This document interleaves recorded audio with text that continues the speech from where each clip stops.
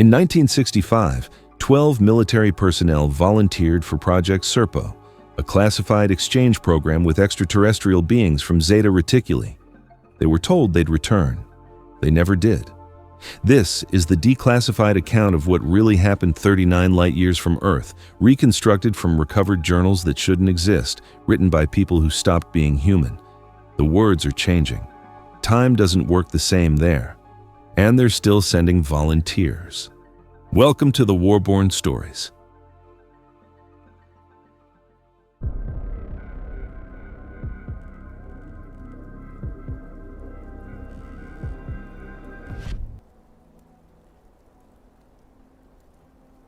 The briefing room at Wright-Patterson Air Force Base had no windows. Colonel Vincent Hargrove learned this on July 12, 1965, when two men in civilian suits escorted him past 3 security checkpoints into a basement level that wasn't on any schematic. The room smelled like concrete and stale coffee. The table was aluminum. The chairs were bolted to the floor. Nothing about this felt like a promotion. The older suit introduced himself as Dr. Kellerman. No first name, no agency affiliation. The younger one never spoke. Kellerman slid a manila folder across the table. Red diagonal stripe, cosmic top secret. Above that classification, handwritten in blue ink, magic eyes only. Hargrove had held a Q clearance for 6 years. He'd debriefed U-2 pilots. He'd reviewed radar data from the Soviet nuclear tests. He thought he knew what classified meant. The folder in front of him suggested he'd been playing in the shallow end. Kellerman's voice had the flat effect of a man who'd delivered this speech before. You've been selected for extended diplomatic assignment under Project SERPO. Departure date is August 3rd. Duration is indeterminate. Location is need to know, and you need to know. You'll be provided full mission parameters once you accept. Accept what exactly? Kellerman opened the folder. The first page was a psychological evaluation template. Hargrove recognized the MMPI assessment structure, but the questions were wrong. Do you experience temporal disorientation in unfamiliar environments? Have you ever felt that linear time is a perceptual constraint rather than objective reality? Rate your comfort level with prolonged isolation from terrestrial reference points. There are 12 personnel already on site, Kellerman continued. You'll be the 13th. Exchange program. Reciprocal cultural observation. The terms were negotiated in 1964. Under circumstances you'll be briefed on separately. The host location is a planetary system orbiting binary stars in the constellation Reticulum. Zeta Reticuli, approximately 39 light-years from Earth. Hargrove's hands went cold, not figuratively. Actual temperature drop. The kind of autonomic response you get when your brain receives information it can't process. You're telling me we have interstellar transportation. I'm telling you there's a diplomatic assignment. The transportation methodology is need to know. You don't need to know. The second page in the folder was a personnel roster.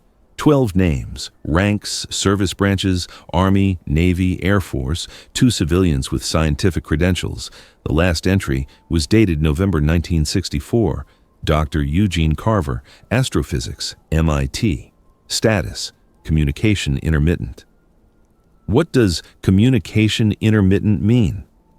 Kellerman's face didn't change. It means exactly what it says. The psychological evaluation took place over 3 days in a facility Hargrove was never told the name of. Somewhere in Nevada, high desert, razor wire. The psychologist was a woman in her 50s who asked him to describe his relationship with objective reality. She showed him photographs of geometric patterns that hurt to look at. She played audio recordings of sounds that weren't sounds, frequencies that made his teeth ache and his vision blur. On the 3rd day, she asked him if he had ever experienced missing time. Hargrove said no. She made a note. Then she asked if he was certain. He thought about it. There was a weekend in 1962 he couldn't quite account for. 48 hours that felt like a gap in a film strip. He told her that. She made another note. Then she said he was suitable. The mission brief arrived on July 28th. 4 pages, single-spaced, no classification markings, which somehow made it worse. The document explained that Project SERPO was an exchange program authorized following a diplomatic incident in 1964. The nature of the incident was redacted. The participants were referred to as the Ebens, a designation Hargrove didn't understand until page 3, where a footnote clarified extraterrestrial biological entities, Zeta Reticuli origin. The transport mechanism was described in 2 sentences. Personnel will be conveyed via non-terrestrial conveyance. Transit time is classified. That was it. 39 light years, no return date, no explanation of how you move a human body across interstellar space without violating every law of physics Hargrove had ever learned. August 3rd, 1965, Groom Lake, Nevada. The facility everyone would later call Area 51, though that designation wouldn't become public for decades. Hargrove arrived at 0400 hours. The sky was still dark. The air smelled like sage and aviation fuel. He was escorted to a hangar with no external markings. Inside, under sodium vapor lights, was the conveyance. It wasn't a craft, not in any meaningful sense. No rivets, no seams, no visible propulsion system. The surface was metallic but not metal. It reflected light at the wrong angles. Hargrove walked around it twice. His shadow fell wrong. The geometry was subtly off, like a drawing by someone who'd never seen 3-dimensional space. Kellerman was there. So were the 12. They looked wrong. Not sick, not injured, just wrong. Lieutenant Patricia Vance, Army Intelligence, had lost weight. But that wasn't it. Captain Thomas Reeve, Navy, moved like his joints had been reassembled in slightly incorrect positions. Dr. Eugene Carver, the astrophysicist, stared at Hargrove with eyes that didn't quite focus, like he was looking at something behind Hargrove's face. "They've been back for the medical evaluation," Kellerman explained. "Standard protocol. They return every 6 months." Hargrove wanted to ask how.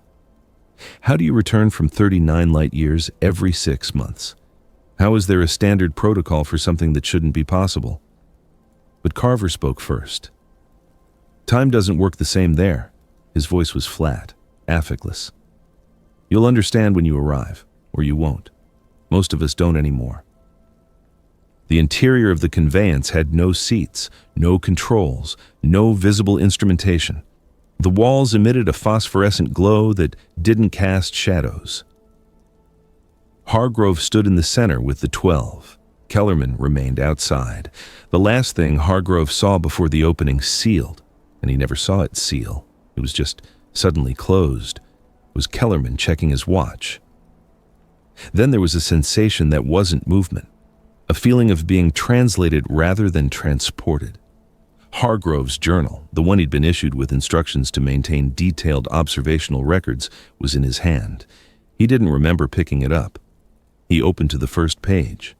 The date stamp read, August 3rd, 1965.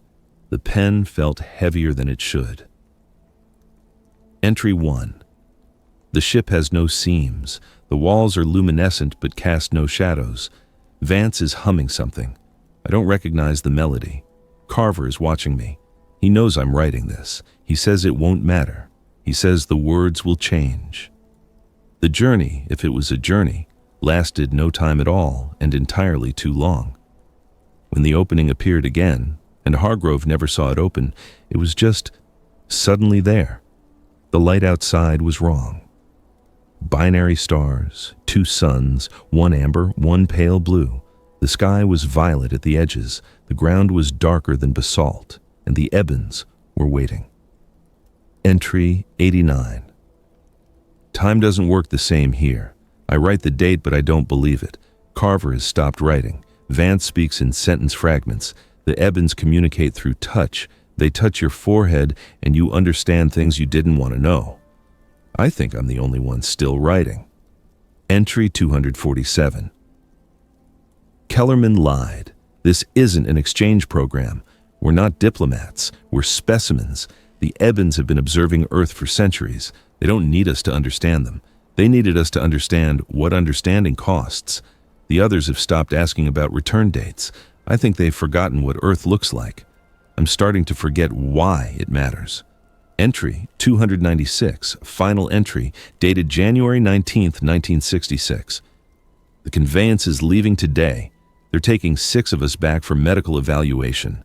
Carver isn't among them. He says he's staying. He says going back would be worse.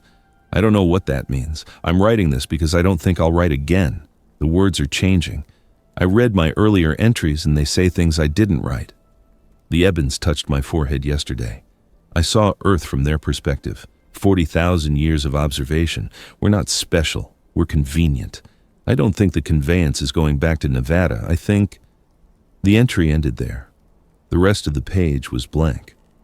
When the journal was recovered in 1973 during a facility inventory at Groom Lake, it was found in a storage locker that had been sealed since 1967. Colonel Vincent Hargrove was never listed as returned from assignment. His service record terminates on August 3, 1965, with the notation, "Extended Leave, Classified Diplomatic Service."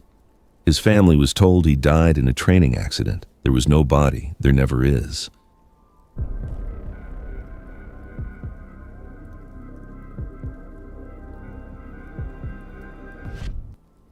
March 15th, 1973. Groom Lake, Nevada. Senior Airman Douglas Pritchard found the journal during a routine inventory of Hangar 18 sublevel storage. He'd been assigned to cataloging duty as punishment for falling asleep during a security briefing. The locker was marked SERPO Personnel Effects. Do not open without majestic clearance. Pritchard didn't have majestic clearance. He opened it anyway. Inside were 12 journals, identical composition notebooks with black covers, government issue, the kind they gave to intelligence officers for field documentation. Each one had a name embossed on the front cover in faded gold lettering. Hargrove, Vance, Reeve, Carver, names that meant nothing to Pritchard until he started reading. The journals should have been evidence of something, proof of whatever Project SERPO actually was. But the entries didn't make sense. Dates jumped backwards and forwards. Handwriting changed mid-sentence. Some pages were blank but felt heavy, like they contained words that hadn't been written yet. Carver's journal had entries dated 1978. It was currently 1973. Pritchard reported the find to his commanding officer, Captain Raymond Dietrich. Dietrich went pale, actually lost color in his face like someone had opened a drain.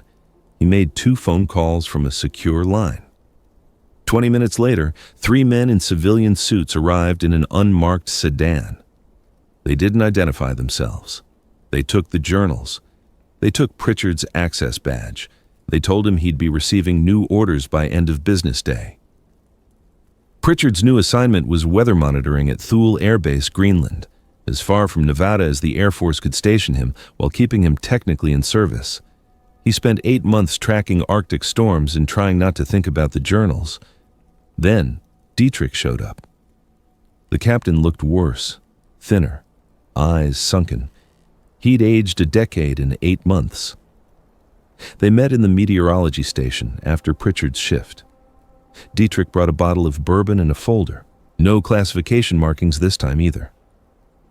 "You read them," Dietrich said, not a question. "Some of them. Before you arrived, before they took them." Dietrich poured 2 fingers of bourbon into a metal cup, drank it, poured 2 more. They came back, 6 of them, November 1965, returned from the exchange program, medical evaluation, they called it, Wright-Patterson AFB, special quarantine wing. I was assigned to perimeter security. He stared at the bourbon. They weren't right. The folder contained photographs, black and white, high contrast, clinical lighting. Pritchard recognized Lieutenant Patricia Vance from the journal. She was sitting on an examination table in a hospital gown. Her proportions were wrong, arms too long, fingers with too many joints. The camera had caught her mid-movement, and the motion blur suggested she'd moved faster than human physiology allowed. The medical team called it adaptive physiological restructuring, Dietrich continued, said the Zeta Reticuli environment had induced rapid evolutionary changes. Bullshit. You don't evolve in 6 months. You don't grow extra finger bones. You don't start seeing in wavelengths outside human perception range. Captain Thomas Reeves' photograph showed something worse. He was standing in a containment cell behind reinforced glass. His shadow fell in 3 directions simultaneously. The image was dated November 18, 1965, but someone had written a note in the margin. Subject experiencing temporal displacement perceives multiple timeline branches concurrently, responds to stimuli that haven't occurred yet. Dr. Eugene Carver wasn't in the photographs. According to the documentation, he'd refused to board the return conveyance. Last confirmed sighting was August 1965 at the Zeta Reticuli facility.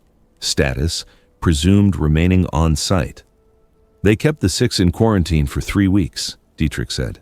Ran every test they could think of: cognitive assessments, genetic sequencing, radiation exposure panels. The results were classified above my clearance, but I heard the doctors talking. One of them said Vance's DNA had incorporated non-terrestrial genetic markers. Another said Reeves' brain was processing information in dimensions human neurology can't support. Pritchard drank the bourbon. It tasted like copper. What happened to them? They went back. December 9, 1965, all 6, loaded onto another conveyance at Groom Lake. Voluntary, according to the paperwork. I watched them board.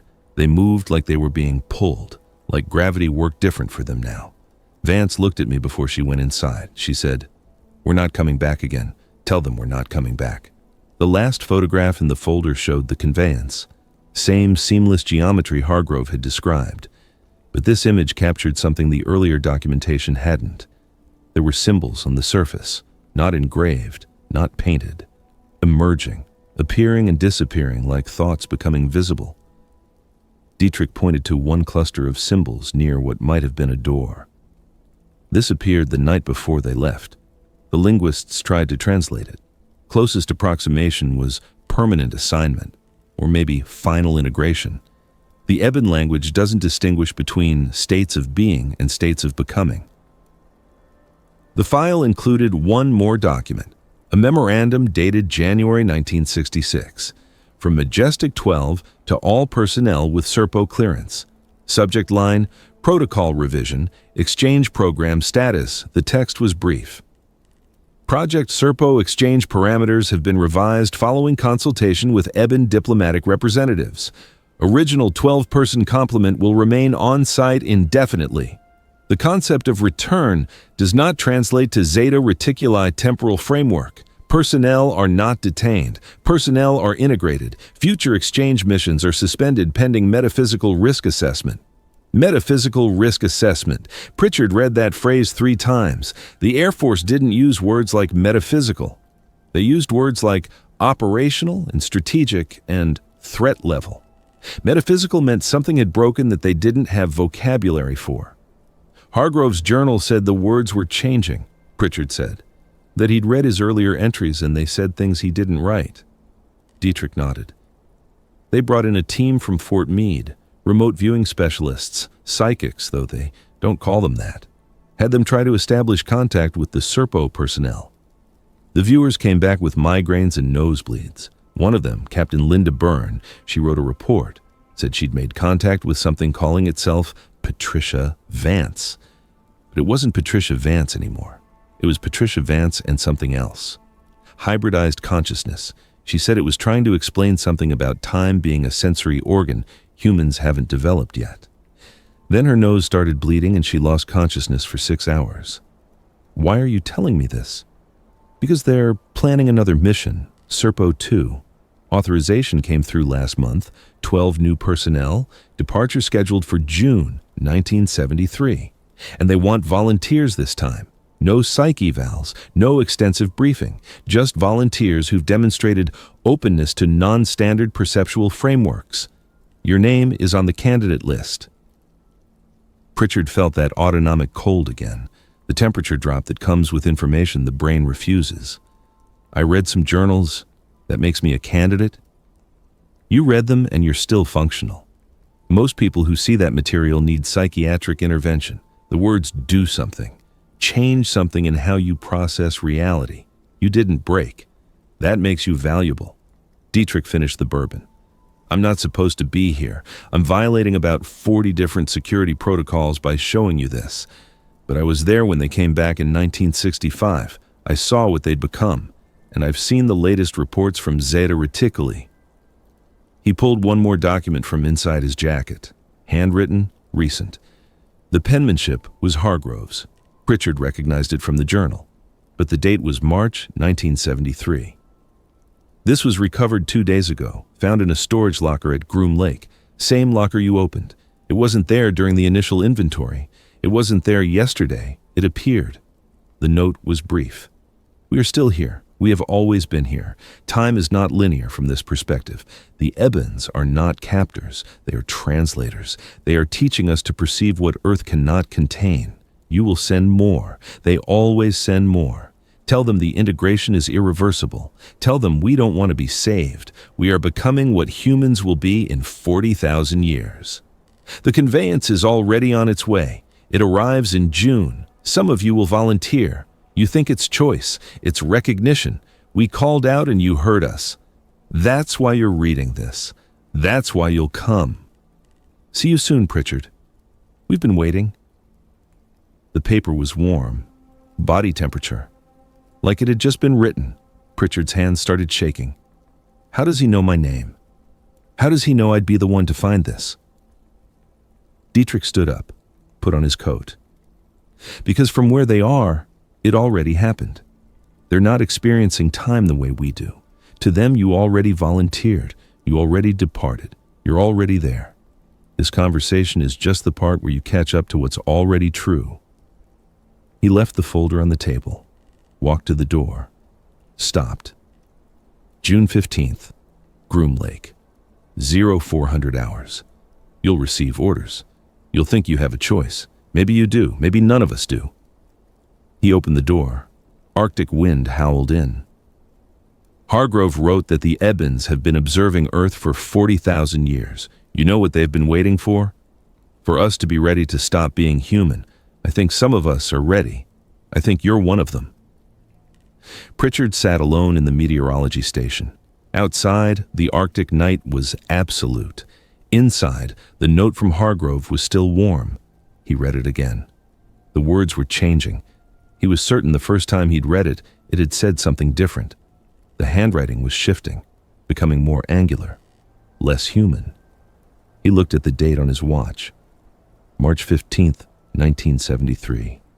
3 months until June. 3 months to decide if he believed in choice. 3 months until he'd find out if Dietrich was right, if the volunteers weren't choosing, if they were just remembering a decision their future selves had already made. The bourbon bottle was still on the table. Pritchard poured what was left, drank it, tasted copper and something else, something that didn't have a name in any terrestrial language. He picked up the note one more time. At the bottom, in handwriting that definitely hadn't been there before, were 4 words. "Welcome home, Douglas. Finally."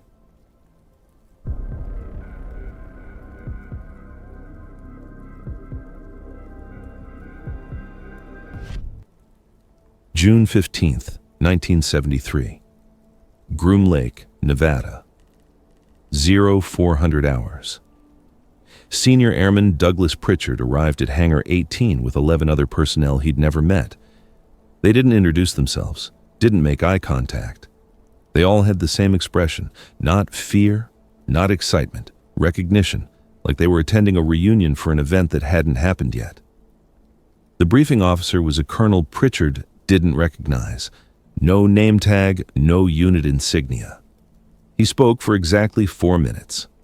"You've all been cleared for SERPO 2. You've all reviewed the available documentation. You understand the parameters. Transit time is classified. Return date is indeterminate. The Ebens have requested this exchange as continuation of diplomatic protocols established in 1964. Your participation is voluntary. If anyone wishes to withdraw, do so now." Nobody moved. Pritchard wanted to move, wanted to stand up and walk out and request immediate transfer to anywhere that wasn't here. His body didn't respond, or it did respond, just not to him. He stayed seated. They all did. The colonel nodded like he'd expected this. "You'll board in 30 minutes. Medical will conduct final physicals. Chaplain services are available if requested. He paused, looked at each of them in turn. For the record, I think this is a mistake. I think SERPO should have been the end of it, but I don't make policy. Majestic does, and Majestic wants to know what happened to the first 12. They want confirmation. They want data. Another pause. You're not going to give them that. You're going to become like the others, but you already know that, don't you? The medical examination took place in a white room with no corners. Pritchard couldn't figure out how that was possible. Walls met ceiling met floor, but there were no angles. The geometry hurt to perceive. The doctor was a woman in her 40s with the flat effect Pritchard had started recognizing in anyone connected to SERPO.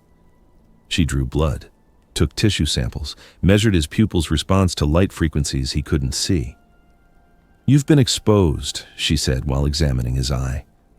Not a question, a diagnosis. Exposed to what? The journals, the documentation, the notes, their vectors, information that rewrites the receiver. We didn't understand that in 1965.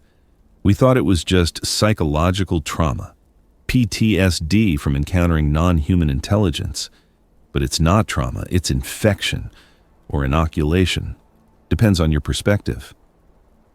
She made a notation on her clipboard.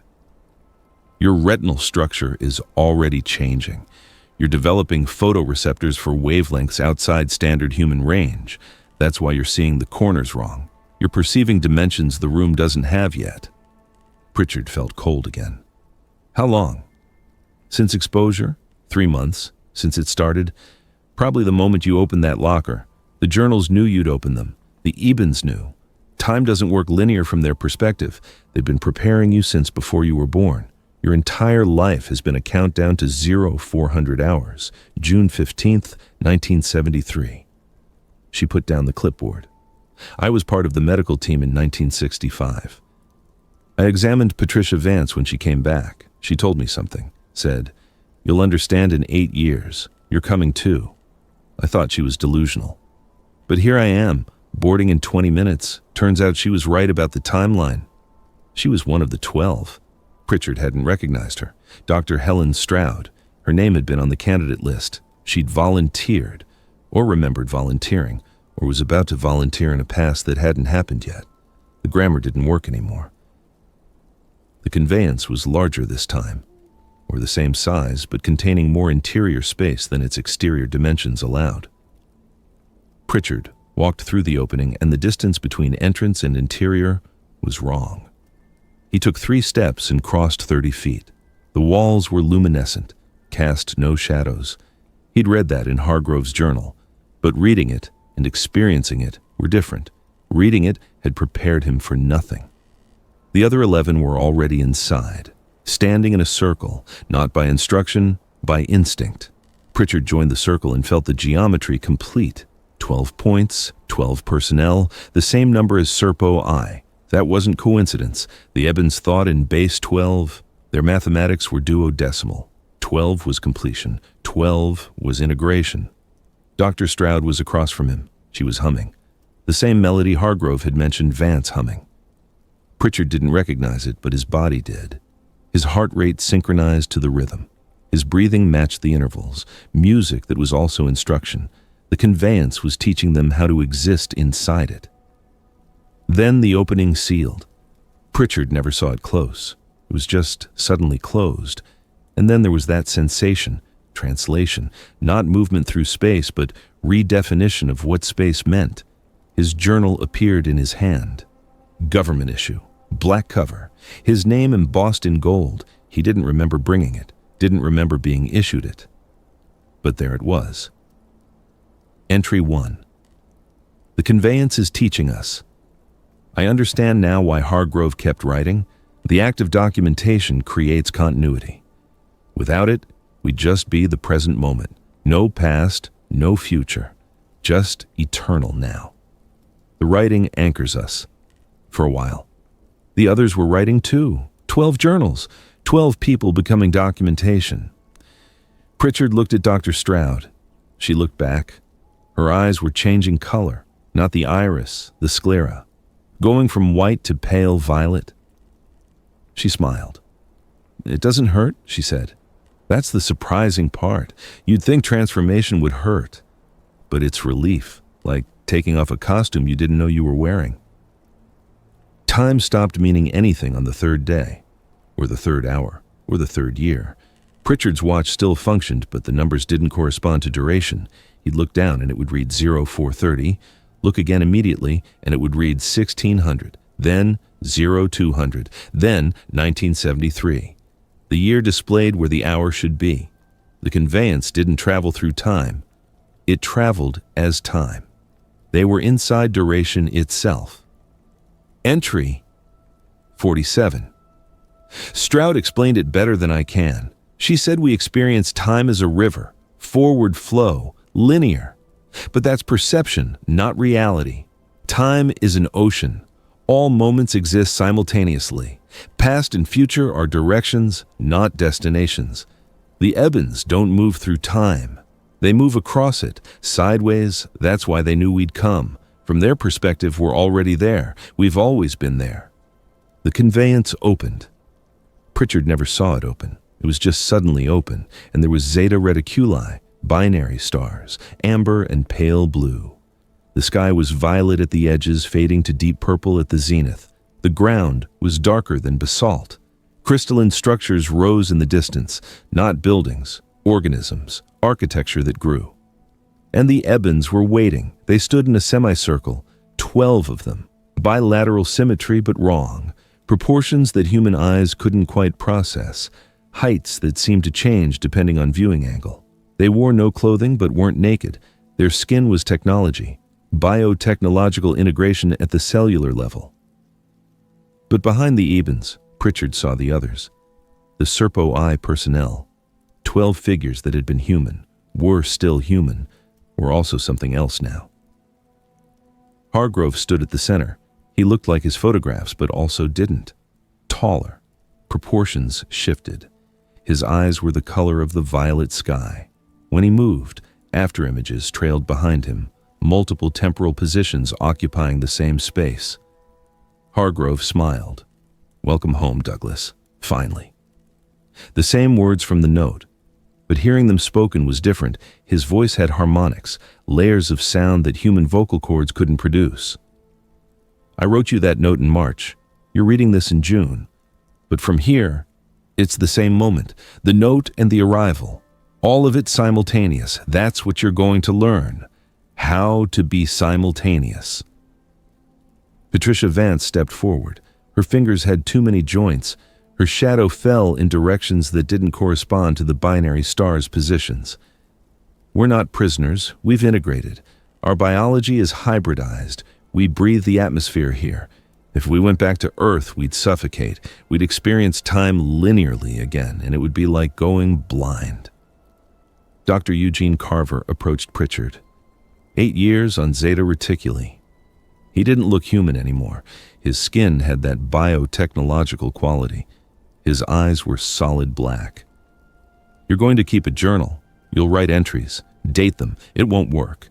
Eventually you'll write something and then read it, and it'll say something different. That's not the words changing. That's you changing." Entry 89.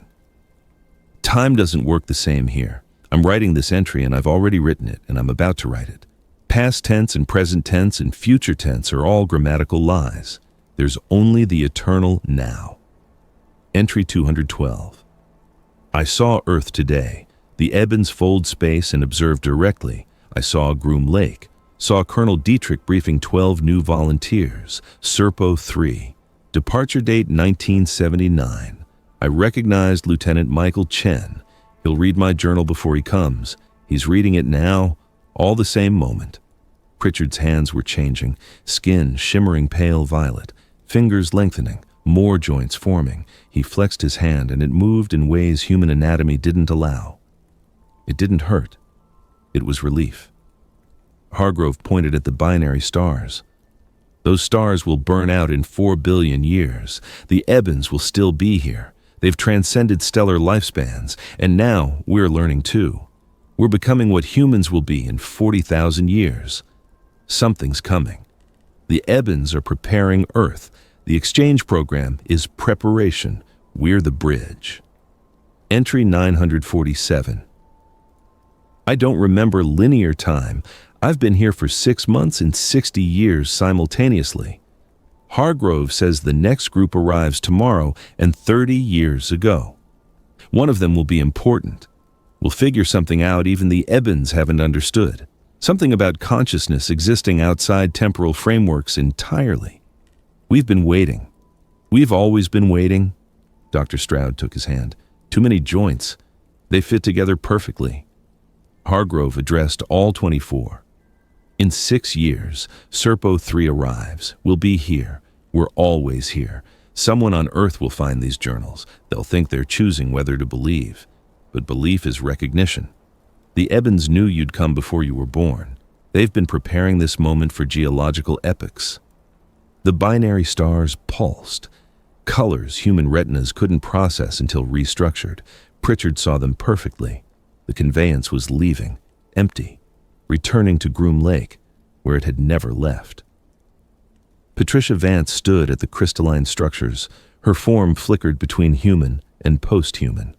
She looked back at Pritchard. Welcome home. We've been waiting since the beginning. You're home now. You've always been home. Soon, you won't remember anywhere else. The binary stars set and rose simultaneously. Time was an ocean. Pritchard was learning to swim.